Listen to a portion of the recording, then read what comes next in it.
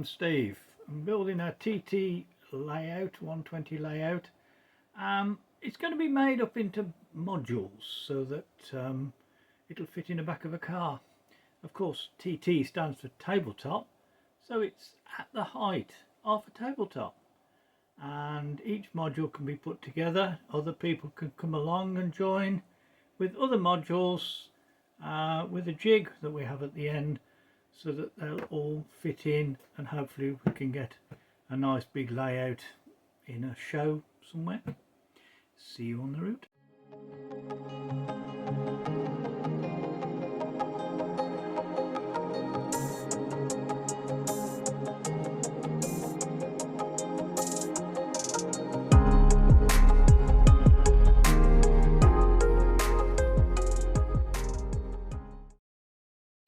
If you enjoyed watching this video, don't forget to click the bell button and the subscribe.